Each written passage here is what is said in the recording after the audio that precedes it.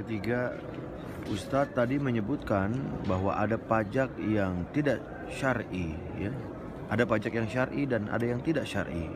Bagaimana penjelasan tersebut, Ustadz? Iya, sebelumnya yang namanya pajak ini adalah harta yang diambil oleh daulah, ya, oleh sebuah negara atas atau dari penduduknya, ya, harta yang diambil oleh negara, yang diwajibkan oleh negara atas penduduknya atau atas harta atau harta benda yang mereka miliki. Inilah dimaksud dengan pajak. Dan pajak ini ada yang diperbolehkan, ada yang tidak diperbolehkan. Yang diperbolehkan apabila memenuhi syarat. Dan syaratnya sudah disampaikan oleh para ulama baik yang dulu maupun yang sekarang. Di antaranya adalah dilakukan oleh penguasa. Dilakukan oleh penguasa yang sah. Ya, penguasa atau pemerintah yang sah, yang mereka memiliki daerah, memiliki daerah kekuasaan, demikian pula memiliki kekuatan di dalam mengeluarkan peraturan dan seterusnya. Ini adalah penguasa atau pemerintah yang sah. Dan yang kedua, dilakukan pajak ini atau pungutan pajak ini dalam keadaan darurat. Itu maksudnya adalah dalam keadaan terpaksa.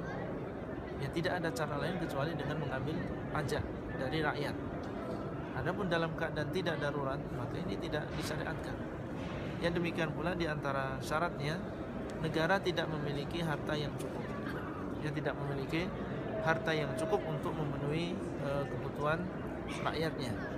Maka boleh dalam keadaan demikian yang mereka mengambil pajak dari rakyat. Demikian pula digunakan hasil pajak ini, pungutan dari rakyatnya, ini untuk kepentingan umum. Ya, untuk kepentingan umum seperti untuk sekolah umum, demikian pula rumah sakit umum, dan tidak boleh digunakan untuk kepentingan pribadi. Ini adalah beberapa syarat pajak itu diperbolehkan. Adapun apabila ada salah satu di antara syarat ini yang tidak terpenuhi, ya, apabila di sana ada syarat di antara syarat-syarat ini yang tidak terpenuhi, maka ini tidak diperbolehkan. Ya, bahkan ini termasuk al-maks seperti yang tadi kita sebutkan, yang diancam ya pelakunya dengan neraka. Ya, misalnya apabila pajak ini, pungutan ini dilakukan oleh selain pemerintah yang sah, bukan penguasa yang sah, kemudian mengambil pungutan, berarti ini bukan pajak yang diperbolehkan.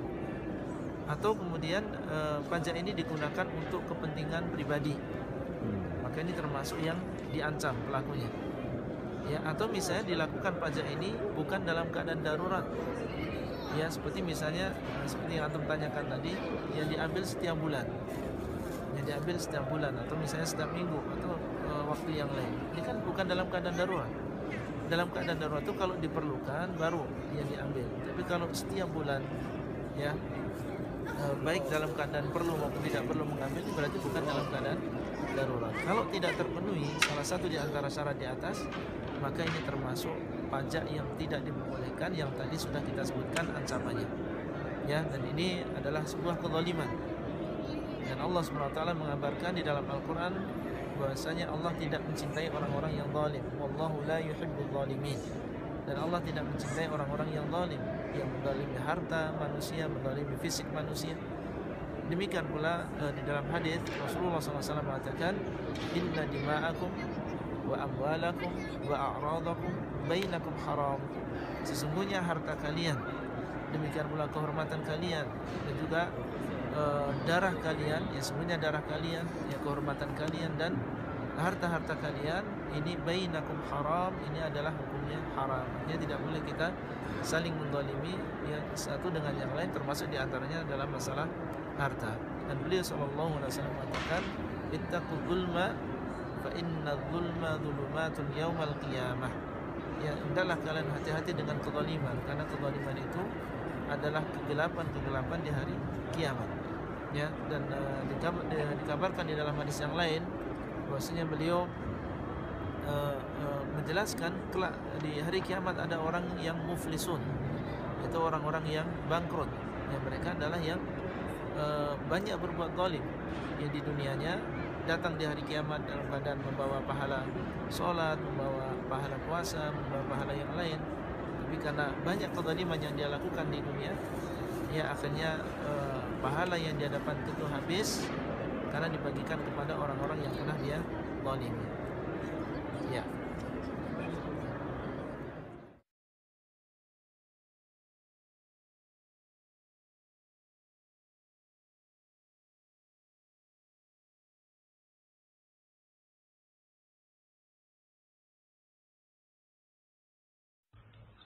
Ya, baiklah insyaallah.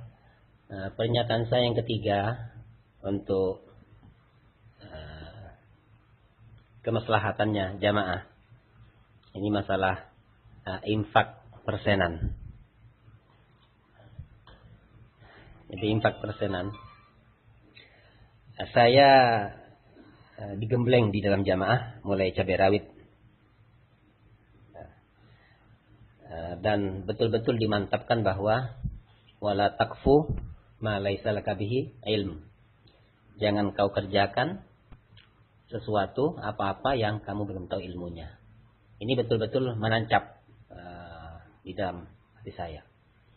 Kemudian sabda Rasulullah, man amila amalan laisa alaihi amruna fahuwa raddun.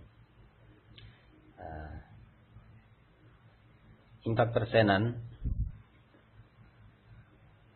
saya tanyakan pada guru besar saya di Kediri, mana dalilnya Pak infak persenan itu? Selalu dijawab, yang pertama dalilnya adalah wa mimma razaqnahum yunfikun. Sebagian dari apa-apa yang kami rezekikan kepada mereka, orang iman, mereka menginfakkan. Karena kata-kata sebagian ini oleh Allah tidak dibatasi. Tidak dibatasi 1%, 2%, 5%, dan seterusnya. Maka amir boleh berijtihad, boleh menentukan berapa persennya itu, karena Allah tidak menyebutkan. Nomor 2 alasannya, itu ijtihad amir. Selama tidak maksiat, maka orang jamaah harus taat dengan ijtihad itu. Namun saya sebagai mubalek dan merasa punya tanggung jawab yang sangat besar di sisi Allah terhadap jamaah ini. Jangan sampai saya bersalah di sisi Allah. Maka alasan itu atau jawaban itu belum bisa mengenyangkan saya. Jadi artinya saya belum puas. Maka saya berusaha mencari rujukan. Maka saya buka di tafsir Al-Quran Ibnu Katsir. Maka di situ saya jumpai keterangan para ulama sahabat, yaitu Ibnu Abbas dan lain-lainnya. Yang dimaksud yunfikun adalah zakat amwalihim, zakat harta mereka. Maka hati saya merasakan suatu kegelisahan, karena saya sebagai guru di pusat, saya harus menyampaikan yang mana. Apakah saya harus menekankan terus-menerus 10% infak ini, atau sesuai garis keamiran, atau saya sampaikan seperti yang diterangkan oleh sahabat Ibnu Abbas radhiyallahu anhu. Tapi saya pun tidak tega menyampaikan di kelas. Akan tetapi kalau ada mubalik secara pribadi menanyakan tentang hukumnya infak persenan ini, maka saya jawab sesuai dengan keterangan dari Ibnu Abbas. Tidak saya ambil, tidak saya jawab dengan ijtihad keaminan. Kenapa saya terdorong untuk menerangkan sesuai dengan pemahamannya sahabat? Karena pertama, saya merujuk pada firman Allah di dalam surat Al-Maidah ayat 3. Al-yauma akmaltu lakum dinakum. Pada hari ini telah aku sempurnakan agama kalian. Jadi Allah memuji kepada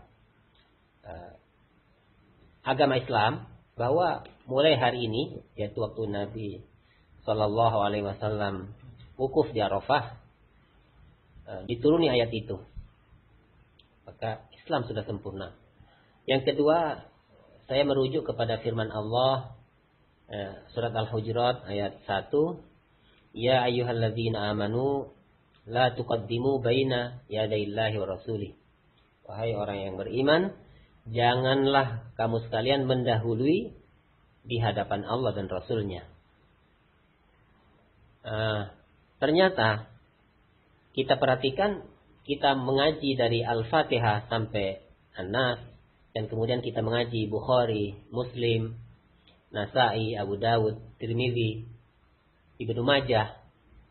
Tidak kita temukan dalil-dalil atau praktek Nabi dan sahabat mengamalkan infak persenan. Walaupun Rasulullah dan para sahabatnya tetap membela agama Allah, berjihad di dalam sabilillah, tapi tidak mengamalkan, mempraktekkan 10% atau 7,5% atau 5% atau 2,5%. Padahal Rasulullah Sallallahu Alaihi Wasallam dan para sahabatnya adalah orang yang paling faham tentang pembelaan, yang paling mengerti makna dan maksud dari firman Allah, wa mimma razaqnahum yunfikun. Jadi saya menyatakan bahwa infak persenan adalah bid'ah. Dan saya juga merujuk kepada sabda Rasul Sallallahu Alaihi Wasallam, ma balu aqwamin yashtarituna syurutan laisa fi kitabillah. Kullu syartin laisa fi kitabillah fahuwa batil wa in kana mi'ata syartin. Kenapa kaum-kaum ini bertingkah, berbuat sesuatu yang tidak ada syariatnya? Ketahuilah bahwa tiap-tiap syarat yang tidak ada di dalam kitab Allah, maka syarat itu batal. Walaupun orang itu membuat 100 syarat. Jadi ini jelas sekali bahwa agama Allah sudah sempurna, sudah jadi, tidak perlu dikurang dan tidak perlu ditambah lagi. Iya. Kalau semuanya alasannya pembelaan, maka Allah menyindir kepada orang-orang iman. Wa ma lakum alla tunfiqu fi sabilillah walillahi miratus samawati wal ard. Kenapa kamu sekalian merasa berat untuk infak fi sabilillah, padahal langit dan bumi itu punyaan Allah. La yastawi minkum man anfaqa min qablil fathi wa qatal. Tidak sama pahalanya orang yang berinfak sebelum Fathu Mekah dan setelah Fathu Mekah. Orang yang bersedekah infak fi sabilillah sebelum Fathu Mekah, saat itu sangat dibutuhkan. Itu pahalanya jauh lebih besar daripada orang yang infak dan sedekah setelah Fathu Mekah. Namun sebelum Fathu Mekah saja Rasulullah tidak pernah mempraktekkan, tidak pernah mengamalkan infak persenan. Ya, subhanallah. Ya, inilah kitab dan sunnah Rasul yang kita sudah pegang, tinggal kita amalkan saja. Jadi kembali kepada kemurnian. Kalau kita mau bicara masalah kemurnian, kita sadar mau saja yang sudah ada relnya, ya kita jalani. Tidak perlu bikin rel baru. Tidak perlu kita bikin rel baru. Karena rel baru ini malah membuat kita semakin jauh. Fatafarraqu bikum an sabili. Ya. Jadi wala tattabi'us subul fatafarraqu bikum an sabili. Atau lebih lengkapnya, wa anna hadza sirati mustaqiman fattabi'uhu wa la tattabi'us subul fatafarraqu bikum an sabili. Ya. Nah, mudah-mudahan dalil ini bisa difahami oleh semua satu-satunya warga jamaah. Insyaallah. Amin.